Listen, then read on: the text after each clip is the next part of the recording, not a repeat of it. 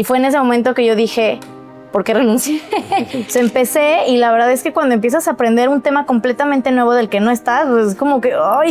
O sea, si hubiera sabido eso, me hubiera ahorrado muchísimos problemas o retos. ¿Qué debería de tener una persona para que tú la contrates? Si quieres llegar rápido, camina solo, pero si quieres llegar lejos, ve acompañado. Entonces, para mí es muy importante. Hoy nos acompaña Atsiri Hernández, presidenta de Empresarios Jóvenes de Coparmex Jalisco, una líder que impulsa el crecimiento del talento emprendedor.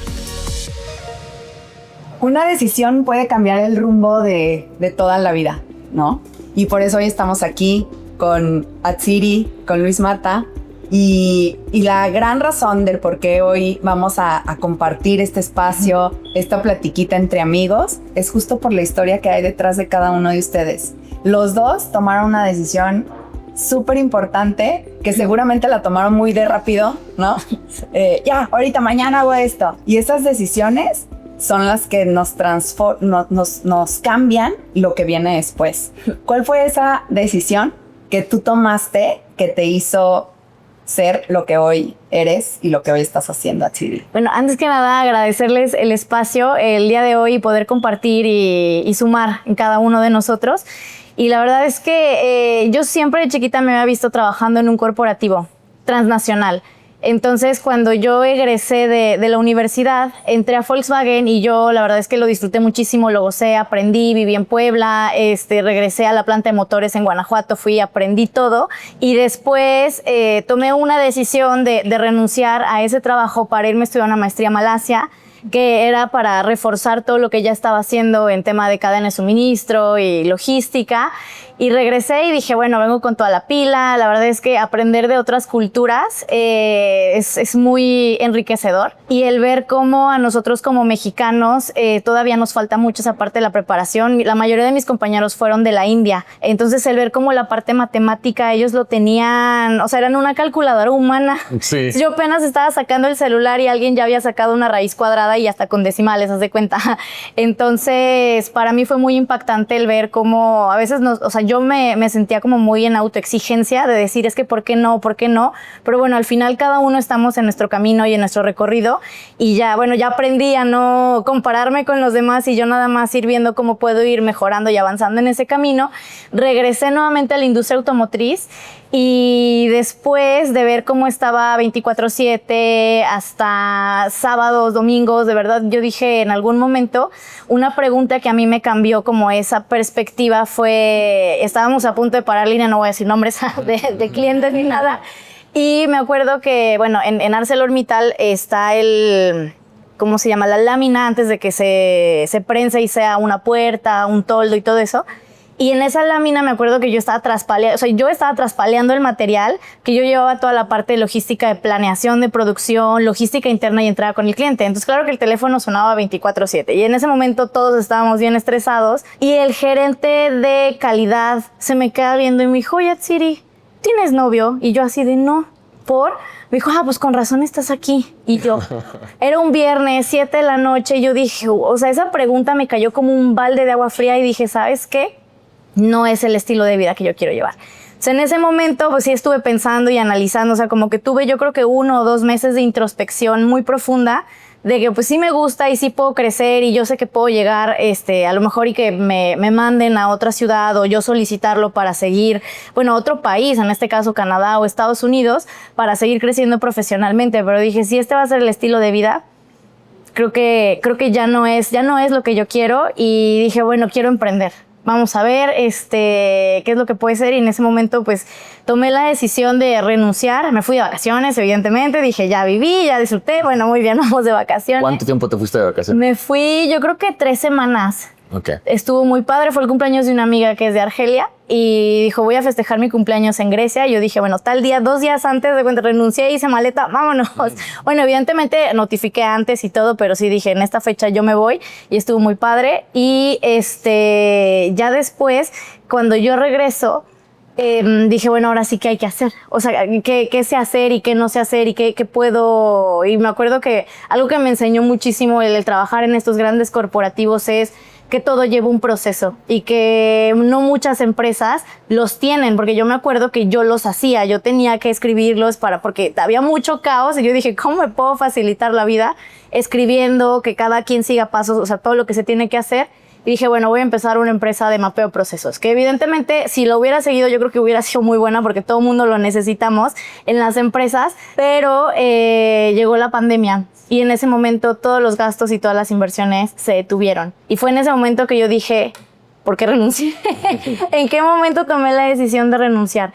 Y porque pues evidentemente es muchísimo más fácil que te manden a tu casa y que estés trabajando desde ahí y que ya tengas un sueldo asegurado. Pero cuando tú ya estás del otro lado, o sea, en ese momento... Sí, yo creo que fue como una crisis existencial que yo creo que muchos vivimos, pero yo hablo desde mi perspectiva en pandemia de que qué hice, qué estoy haciendo, hacia dónde va mi vida. Y ya después dije, pues no me puedo quedar sin hacer nada. Y me acuerdo que me metí a un curso de Oso Traba en línea en la pandemia. Yo dije, sí, me meto y conocí una niña, Toli de Panamá, y ella tiene un invernadero. Y ella me dijo, oye, mira las macetas de México, no sé qué, me enseñó. O sea, antes las plantas se me morían. O sea, llegaban y así tal cual llegaban, los 2 días ya, bye. Y ella me enseñó a cuidarlas, a ponerle sustrato. Y me dijo, oye, ¿por qué no? Pues yo me iba a Dolores Hidalgo y todo y compraba macetas y las mandamos. Evidentemente no lo hice bien. Entonces la verdad es que no siguió eso, pero sí aprendí. La verdad es que es una de mis pasiones. Hoy ya soy la señora de las plantas. Entonces ya después dije... Conocí a otra persona que estaba en Nikken y me dijo, oye, pues si ahorita estás así, ¿por qué no te metes a Nikken y en redes de mercadeo? Y yo, es que no sé qué es. Me dijo, no te preocupes, en línea todo súper bien, y aprendí muchísimo de salud. La verdad es que me capacité, o sea, yo soy una persona como muy intensa, entonces me meto de lleno, me gusta prepararme, aprender, estudiar, y el meterme como en esa manera inmersiva en el tema de salud, a mí me gustó y me ayudó muchísimo, y más por el tema en la pandemia, que tú dices, no, mi salud ya está asegurada, y en ese momento te das cuenta que no. O sea, que sí tienes que hacer cosas, que sí tienes que dormir bien, sí te tienes que alimentar, hidratar, bla, bla. Entonces ya después, la verdad es que sí me iba bien, pero no me llenaba por completo. Y en su momento, cuando estaba en Malasia en la maestría, muchos de los temas eran de tecnología, de la cadena de suministro, cómo puedes hacerlo más eficiente a través de la tecnología, la cuarta revolución industrial y el internet de las cosas, ciberseguridad. Y dije, ay, mi papá se dedica a eso. Entonces empecé con eso y al momento de hacer mi tesis dije, se me prendió como ese foquito de... ¿Y si me meto en la empresa familiar? Y me acuerdo que le dije a mi papá cuando terminé mi maestría, oye, ¿y si me meto a la empresa? Me dijo, a ver, acabas de terminar tu maestría, por favor, relájate un buen, trabaja lo que tú estudiaste y ya después vemos. Y no dejaba de preguntarle una que otra vez, ya hasta que después de que estaba yo en Nikken le dije, es que sí quiero entrar. Entonces me sienta, me acuerdo que estamos en la sala de la casa de mi mamá, y yo estaba en el sillón y él estaba de ese lado. Y yo, o sea, he tenido varias entrevistas, pero esa entrevista fue particular. O sea, me marcó muchísimo porque yo sudé así muchísimo. Sí, como un interrogatorio. Yo sudaba y sudaba de que, a ver, ¿y hacia dónde va tu vida? O sea, más allá de preguntas de la empresa, porque él sabía que yo no sabía nada de ciberseguridad. Y él preguntándome de, ¿y cómo te ves? Y que yo sí de, todavía no lo sé, pero es algo que sí quiero hacer. Y me dijo, no quiero que esto sea como tu colchón. O sea, si vas a entrarle es porque realmente es algo que tú quieres. Y dije, es que sí, es algo que yo quiero. Entonces empecé y la verdad es que cuando empiezas a aprender un tema completamente nuevo del que no estás, pues es como que, ay, era muy difícil. En su momento para mí fue muy complicado, pero dije, a ver, empieza a cero, no eres ingeniero y no vas a meterte a programar. Entonces empieza a capacitarte y a certificarte, y me certifiqué en ciberseguridad. Y bueno, ahorita ya... Su momento quería la empresa, mi papá, querían abrir oficinas acá en Guadalajara, y fue de, oye, ¿qué onda? ¿Te vienes a Guadalajara?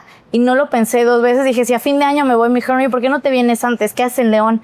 Y yo, pues bueno, nos vemos en un mes. Y en un mes, amigos, me voy despedida, me voy a vivir a Guadalajara. Y fue que llegué aquí a Guadalajara y empezamos a tocar puertas en Cámara de Comercio. Estuvo bien, estuvo interesante, pero el mercado al que nosotros estamos enfocados es a empresas de, por ejemplo, mínimo 200 usuarios de computadora. Y ya, pues en Cámara de Comercio no estaba el mercado que nosotros estábamos buscando. Y después dije, no me acuerdo dónde escuché Coparmex, y dije, voy a buscar, llamé. Y entré, y la verdad es que es algo que la verdad me encanta lo que estoy haciendo en Coparmex también como presidenta de jóvenes. Ya llevo ahí en Coparmex yo creo que 3 años y piquito. Y la verdad lo que es un bien, es como promover el bien común, pero más allá del buscar como el negocio o la tarjetita, de qué manera yo puedo sumar a mi comunidad, que es algo que también me preguntó un tío hace tiempo, de ¿tú cómo estás aportándole a México lo que él ya te dio a ti? Y yo dije, bueno, no estoy haciendo nada. Entonces, en Coparmex encontré ese lugar de cómo yo puedo retribuirle y puedo permear todo esto en el tema de los negocios, en el crecimiento de la persona, porque cuando tú te capacitas y tú eres mejor persona, pues lo puedes permear en tu comunidad y tener más empleo y en el desarrollo aquí de tu ciudad, del estado, pues al final de tu país, porque eso también ayuda mucho al crecimiento económico. Claro. Me quedó muy claro, en varias ocasiones mencionaste la preparación y los procesos. Siento que muchas de las personas que están queriendo emprender lo hacen más desde el sentimiento y más que desde la preparación, y no tenemos claros que para que puedas escalar el negocio tienes que tener procesos, tienes que tener sistemas. ¿Cómo aprendiste todo eso? Híjole, yo creo que también fue como a la buena de Dios, porque en la empresa, o sea, en estas grandes organizaciones, es si yo quiero hacer esto, sí, pero hay un lineamiento, sí, pero hay esto. Entonces ya sabes que tú tienes que ser A, B, C, D. Incluso cuando yo me acuerdo que llegué a Arcelor, no tenían procesos. Yo cuando cambio de Volkswagen a Arcelor, yo dije, híjole, aquí hace falta algo, porque llegaban y el que me estuvieran llamando a las 2, 3 de la mañana para preguntarme una tecla o una función para meter el shipping, para mandar un material, yo dije, es que esto no puede seguir así. Y en el corporativo grande, o sea, tú empezaste en un corporativo, a diferencia de algunas personas que empezamos prácticamente de la nada. En este corporativo ya son muy eficientes los procesos a lo que viviste, sí. O también hay mucho campo de mejora a pesar de que sean empresas transnacionales. No, sí, también hay muchísimo campo de mejora, como todos tenemos áreas de oportunidad, y es que a veces la operación, el día a día, como también lo viven los emprendedores, es pues después me enfoco en esto y ahorita tengo que sacar la chamba, ¿no? Entonces es como que separarte tantito, porque yo me acuerdo que dejé la operación de lado y es como que, bueno, ahorita me enfoco en esto porque sé que si no lo hago voy a seguir en este círculo vicioso. Entonces me enfoco y literal estaba todas las tardes escribiendo como estos paso, y era como, y ya me iba con ellos hasta con imágenes. Oye, porque algunos no sabían leer y yo, mira, esta es la imagen, te metes aquí, y estuve capacitándolos y ya después ya las llamadas seguían, pero ya eran menos. Entonces, incluso si tú lo estás haciendo como de que no tienes la preparación, al final, si no quieres seguir en ese mismo lugar, pues tienes que hacer cosas diferentes para obtener un resultado diferencial. En ese sentido es, bueno, ver en dónde estás y hacia dónde quieres ir. Y en ese sentido yo ya no quería estar así todo el tiempo de bomberazo. Dije, no, ya esto no puede ser. Y yo creo que con los emprendedores a veces también es lo mismo, que se dejan llevar con la rutina, pero pues también es importante para todos, independientemente, es el seguirse capacitando, un taller, un curso. La capacitación es indispensable, siempre que estás emprendiendo y que hay gente colaborando. Me gustaría tomar un segundo para agradecer a Su por tenernos en su espacio, que está muy, muy acogedor. Gracias. Todo. ¿Qué es Su? ¿Qué nos están compartiendo? Es pues son mocteles que no tiene alcohol, porque está muy temprano para tomar, ¿verdad? En algún lugar del mundo ya empezaron. Si quieren podemos empezar, pero bueno. Esta trae yogur y coco, se llama Sonyeon, significa niño en coreano. ¿Qué? Ajá. Roita se llama, y trae frambuesa. Y el otro se llama berries, y trae moras y frambuesas. Muy bien, muchas gracias, Su. Gracias. Muchas gracias, Su. Oigan, y me encanta que los dos hicieron un cambio importante en pandemia. Yo creo que pandemia para todos fue un cambio, para unos positivos, para otros negativo, pero para ustedes fue un parteaguas, ¿no? O sea, Luis, tú llegaste a México justo en pandemia, ¿no? Sí, en pandemia. ¿Cómo fue? Pues yo me dedico a los bienes raíces, entonces sí me preocupé, la verdad. En Estados Unidos, ¿qué va a pasar? O sea, la gente ahorita están peleándose en el súper. No sé muy bien en México cómo se comportaron las cosas, pero en Estados Unidos no había nada. Los anaqueles de los supermercados estaban totalmente vacíos. No había, nadie quería gastar, nadie quería comprar, nadie quería hacer nada. Estaban como atrincherados en sus casas. De hecho, ni papel del baño, pero era el primero que acababa el papel del baño. Curiosamente no entiendo por qué, pero bueno. Entonces, de verdad que dije, ¿qué va a pasar? O sea, ¿qué voy a dedicar? ¿Qué es lo que va a pasar con el mundo? Y lo curioso que pasó en mi industria es que mucha gente se preguntaba lo mismo. Ya habíamos empezado con publicidad en México desde Estados Unidos, y mucha gente decía, bueno, pues si mi negocio va a cerrar aquí y no puedo seguir operando, pues, ¿qué me puede proporcionar un ingreso seguro mes por mes que me ayude a pagar mi vida? Y muchos pensaron en bienes raíces y muchos pensaron en dólares. Entonces, curiosamente, en Estados Unidos imprimieron $2 trillones como estímulo económico y subsidiaron rentas. Entonces, no podías hacer desalojos para las personas que tuvieran casa, pero el gobierno te ayudaba a pagar la renta si estabas rentando. Entonces, la renta era ingreso seguro. Yo tuve inquilinos que estuvieron hasta 24 meses de subsidio para pagar sus rentas. Entonces, la gente le gustó este modelo y dice, bueno, si las cosas se ponen difíciles aquí, no dejo de tener un ingreso. Entonces, muchas personas mandaron sus ahorros, nosotros conseguimos las propiedades, las pusimos a rentar, les administrábamos la renta y ellos empezaron a gozar de ese beneficio. Y así fue como arrancamos en pandemia y se empezó a ser popular el movimiento en México a lo que es ahora. Y así como nos cuenta Atsiri, esta parte de ir experimentando, ¿no? Hasta llegar a encontrar lo que era tu pasión. Así como ella me lo contó, me encantó y sé que detrás de ti también hay una historia similar de esta búsqueda, pues, ¿no? Pues yo creo que todo el mundo estamos como buscando nuestro propósito, tenemos intenciones de hacer algo de nuestras vidas. Muchas personas a lo mejor no tenemos los medios o el recurso, pero sabemos que hay algo allá afuera que puedes hacer. O sea, no nada más es el día al día y levantarte a hacer lo mismo, o inclusive lo que tus papás te dicen, oye, vete a la escuela y tienes que hacer esto, sino que mucha gente, especialmente yo creo que el emprendedor, tienes esa chispa y andas buscando qué hacer. En mi caso, yo no tuve la fortuna de contar con los estudios o el apoyo para poder estudiar, pero sabía que tenía que hacer algo. Bueno, a lo mejor el apoyo sí, pero no veía claro, no veía como que no veía si continuaba con eso que fuera a cambiar de una manera drástica mi vida, que pudiera aportarle yo al mercado y que el mercado recibiera algo de regreso. Y por eso decidí, ese momento cambió mi vida. El día que decidí irme a Estados Unidos a emprender, a buscar un cambio de vida, pues sí fue el parteaguas que dije, algo tengo que ser diferente si quiero un resultado diferente. Y sí, empecé trabajando allá y una cosa me fue llevando a otra hasta que terminé en bienes raíces y pues emprendí en ese modelo y pues ha sido pues una bendición en mi vida y en la vida de un montón de personas. O sea, yo sé que en Arizona hay mucho latino, mucho hispano, pero a veces allá, ¿cuáles son los retos que tú como mexicano te puedes enfrentar en Estados Unidos? Si bien hay mucha comunidad latina, pero me imagino que sí debe de haber retos, porque a veces los de Estados Unidos no nos quieren tanto a veces. Pues mira, que a mí me pasó lo contrario.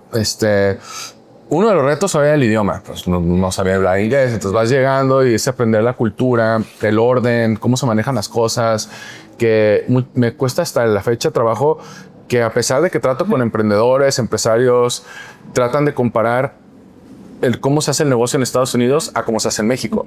Y son totalmente dos culturas diferentes, con herramientas diferentes, trámites diferentes. Entonces, es ir a empaparte de cómo se hacen las cosas allá primero. Eso fue como que lo que tenía que aprender primero. Como decías tú, la preparación. Entonces, primero certificarte, aprender cómo se hacen las cosas. Y después de eso, vi que había una necesidad, como bien lo mencionas. No era tanto que no nos quisieran algo, sino que eran ignorados ese mercado. Entonces, al ver yo la necesidad y dije, bueno, pues este mercado está siendo ignorado, alguien le tiene que dar atención. Ahí vi el campo de oportunidad y ahí fue donde me metí para poder satisfacer esas necesidades. La gente necesitaba tener casa, indiscutiblemente si eran, un mercado hispano que está siendo ignorado por el mercado anglosajón. Y tuve la fortuna de que mis brokers y los prestamistas que conseguí, americanos, les encantaba el mercado mexicano por la cultura. O sea, un mexicano primero paga antes de comer. O sea, pues si tienen una deuda, primero la liquidan y después ven cómo le hacen. Y en el mercado anglosajón están más, la cultura es más al pedir crédito, financiar todo, irlo pagando. Y el mexicano, si voy a pedir un crédito, rápido me apuro a tratar de salir de él. Entonces, eso les gustaba mucho a las personas que les presenté el proyecto de hacer financiamiento exclusivo de manera privada para mexicanos que no tuvieran crédito en el banco tradicional, de manera tradicional. Ellos creyeron en ese proyecto y me dieron muchísimas herramientas. De hecho, hoy es cumpleaños de los primeros que creyó en el proyecto. Ahorita lo felicité. Ay, felicidades. Sí, a Brad. Y él fue de los primeros que dijo, sí, Luis. De hecho, su perro, él no habla español, se llama Peso. Porque dice que es lo que le ha dado. Sí, es bien chistoso. Sí. Y él dijo, no, sí, yo creo 100%, me encanta. Le enseñaba a los niños que no hablan inglés en sus tiempos libres, iba a la escuela a enseñarles inglés a los niños que no hablan inglés, que venían de México, porque es una cultura que dice que le ha dado mucho. Entonces sí fui, a lo mejor me tocó suerte, pero fui acogido bien por la cultura americana, por las personas de allá que creyeron en el proyecto y creyeron en que los mexicanos podemos construir un patrimonio allá. Y en esta parte del crédito y del mercado, ¿tú lo investigaste o ya estaba como, ya sabían que los mexicanos somos así? ¿O tú lo fuiste descubriendo y después fue, ok, yo vi esta área de oportunidad y aquí tenemos mucho potencial, un océano azul, le entran o no le entran? ¿O llegó alguien y te dijo, esa es la cultura y yo veo estas diferencias, y de ahí fue donde te prendió el foco? Empecé en la telefonía. Empecé con el primer programa para el hispano, cuando todo era sujeto a crédito y todo era con número de seguro social y todo era con permiso, residencia, o ciudadanía. La primera empresa de telefonía que ofrecía un programa para gente que viviera en Estados Unidos, tuvieran o no tuvieran historial crediticio, documentación o lo que sea, sacaron este programa prepagado y era minutos ilimitados, y ahí me metí. Entonces aprendí que tantas personas había en el mercado hispano que estaban siendo ignorados. Se termina este programa y meto los bienes raíces y ya, o sea, ya tenía claro que la necesidad de que ese mercado fuera atendido era muy alta. Y pues sí, me metí desde el primer año, le pegué bien fuerte y mi empresa empezó a crecer desde el primer año. Vi resultados pues padrísimos, pero con el paso de los años me fui dando cuenta de cómo se corren los negocios, preparándote, desarrollando procesos, desarrollando sistemas, que tengas un plan de negocio, que hagáis un estudio de mercado, que yo lo ignoraba totalmente. O sea, yo vi que ahí había una oportunidad, tomé la iniciativa, le di solución a esa necesidad y me fue muy bien. Pero ya ahorita, después de 22 años que nos cambiamos a otro mercado en Estados Unidos, ahora en Texas, ya no fue ahí se va, ya no fue tengo la corazonada de que iba a pegar. Ya fue con un estudio de mercado, ya fue poniendo procesos, ya fue poniendo sistemas, ya fue con un análisis y un plan de negocio. Y o sea, si hubiera sabido eso desde el principio, me hubiera ahorrado muchísimos problemas o retos. ¿Cuál ha sido, de los retos que tú mencionaste en un inicio, cuál fue como el reto más grande que tú tuviste en este aprendizaje? El delegar, yo creo. El creer que soy muy perfeccionista. Soy muy desorganizado, pero soy muy perfeccionista. Me gusta que todo salga perfecto, pero cuesta un papeleo, en otras cosas es mi talón de Aquiles. Pero me gusta que los resultados sean perfectos. Entonces, yo sentía que si no lo hacía yo, si no escogía la casa yo, si no estaba pendiente de la remodelación yo, si no hacía la publicidad yo, si no supervisaba cada tema de la publicidad, si no estaba involucrado en cada área, aunque yo no hiciera la maquila, pero que yo no estaba involucrado en cada área, no iba a salir adelante. Entonces me costó mucho tiempo empezar a soltar y conseguir gente profesional mejor, que tienen más capacidad que yo en lo que ellos brillan, y empezar a sumarlos al equipo. Y cuando empecé a poner gente mejor que yo en puestos claves en la empresa, fue cuando vi que mis problemas empezaron a ser menos y que empezó a crecer y empezó a brillar. ¿Y has tenido mentores en el camino? Sí, he tenido la fortuna de tener algunos mentores, no desde el inicio, me hubiera gustado tenerlos desde el inicio, pero sí he tenido eso, y eso también ahorró, pues, híjole, muchísimo La curva de aprendizaje. ¿Tú? Yo mentores, bueno, ahorita es mi papá, uno de ellos, pero en la industria tuve uno. Cuando yo estuve viviendo en Puebla, el gerente de tráfico Juan Luis Espinosa, la verdad es que le aprendí muchísimo y siempre era como que, a ver, primero tú tienes que estar bien y después ya vemos cómo lo solucionamos. Todo tiene solución y vamos a ver cómo, o sea, y él se encargaba de decirme, tú te puedes mover por aquí, por acá, y me ayudaba muchísimo en ese sentido.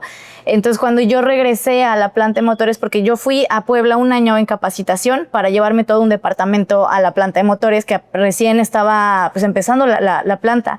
Y cuando yo llegué allá me sentí con mucho soporte tenía algún tema y me acercaba con él de, oye, ¿y cómo puedo sustentar que necesito más personas? A ver, y empezábamos a calcular las horas y, ok, ya con esto ya una persona más en el departamento, y eso me ayudó muchísimo en la carga de trabajo, en el apoyo que yo podía tener con otra, o sea, con la otra planta, que evidentemente pues es 10,000 veces más grande y hay muchísimas más personas, pero en la planta de motores, pues sí llevar todo, la parte de facturación, la operación, la exportación, era como que me sobrepasaba. Entonces yo vivía en un estrés constante. Me gustaba muchísimo porque la logística es súper adictiva. O sea, hay cosas que de repente es como que, me hace falta, pero sí, pero ya no quiero estar así. Pues ¿no? es que estar solucionando problemas todo el tiempo va a ser satisfactorio. Ya terminas como el día como palomita, ya, ok, perfecto. Pero algo que sí aprendí muchísimo es que no te debes de confiar siempre de que, ya lo hice todo bien y ya dejas de darle el seguimiento, ¿no? Que hubo un momento que yo dije, no, o sea, es la logística perfecta, iba a llegar a las 6 de la mañana para arrancar. No, llegó un material a Brasil.